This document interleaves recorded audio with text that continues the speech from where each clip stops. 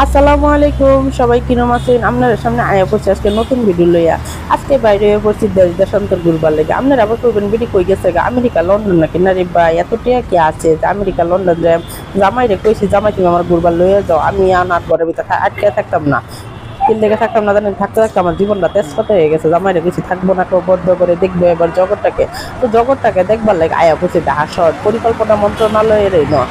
আপনারা কবেন এই বেটি এই গেছে কি আমার দুই ছেলের সামনের অদূর ভবিষ্যৎ নিয়ে আমি অনেক চিন্তিত। এই কারণে এখানে পরিকল্পনা করবার লেগে যাইবার চেয়েছিলাম, কিন্তু চিন্তা হচ্ছে আমার সময়ের অনেক দাম আছে।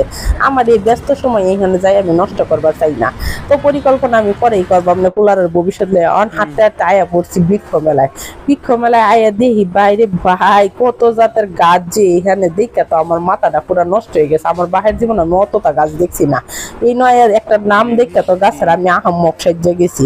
এই নাম তো আমি জীবনে দেখছি না। আমার মমি সিং এর ভাই বোনেরা কেউ যদি দেখে থাকেন তাহলে আমার একটু কমেন্ট বক্সে জানাইবেন। গাছের নাম হলো লিপস্টিক। আমি কইতেছি লিপস্টিক আবার গাছের নাম হয় কিবা হইলে? এটার ভিতরে তো লিপস্টিকের কোনো বংশ নাই। আইতে আইতে একটা দোকানে ঢুকছি, দোকানে ঢুকে দেখি হাড়ি পাতিল থালা বাসন যাবতীয় যা যা আছে, রুটি বেলেন সব কিছু আছে।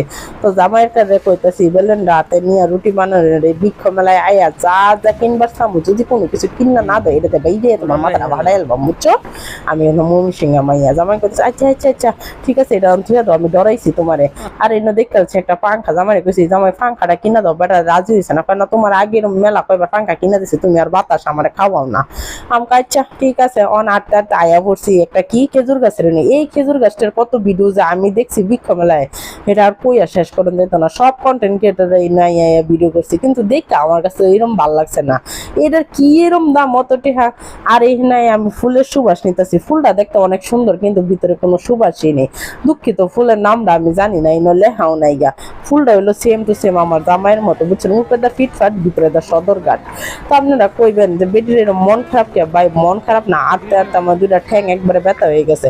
আর আমার জামাইয়ের অফিস থেকে এখানে স্টল নিয়েছে, সেই স্টলে যায় বইয়া কতক্ষণ জিরাইছিলাম ফ্যানের নিচে বইয়া।